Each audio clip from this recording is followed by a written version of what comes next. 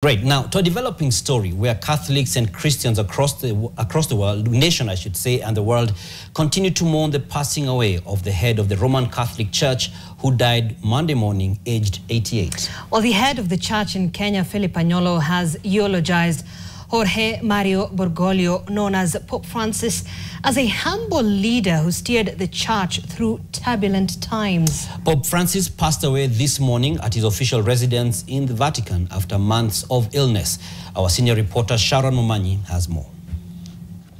Tulipashwa habari kutoka Roma ya kwamba Baba Mtakatifu aliaga dunia leo asubuhi. Official news of Pope Francis's death reached Kenyan faithful during an Easter Monday service.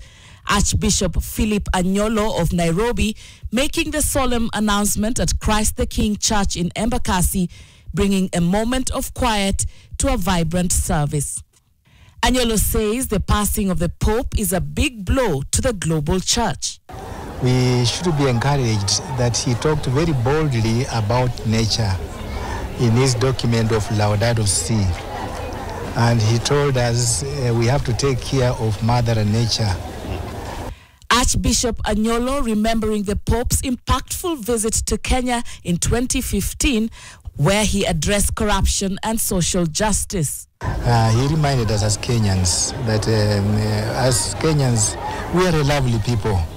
We are God-fearing, and at the same time we are very resilient Kenyans people, but we should be mindful about the corruption that comes in. At the Embakasi service, followers remembered Francis as a Pope of the common man. Ametufundisha mambo mingi, kwanza ya kifamilia, watu kuja pamoja, kusali pamoja kama familia, na watu kupendana. And again, sana to mind about the needy. He's been a very instrumental person in the Catholic Church. We continue praying for the repose of his soul and continue emulating the tributes that he had as our father. He showed us a different side of the Catholic Church.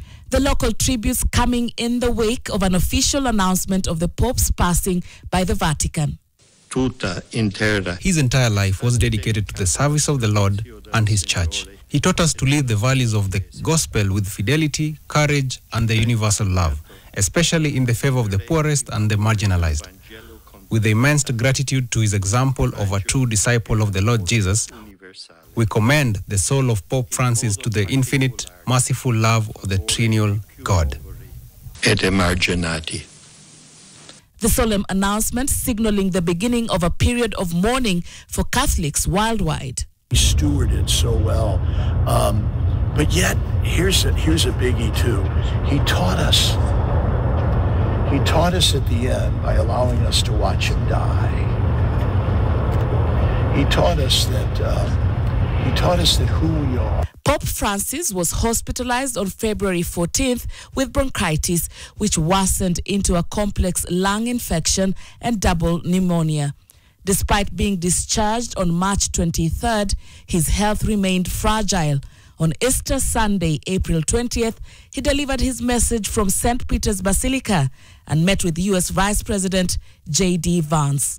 Sharon Momanyi, NTV.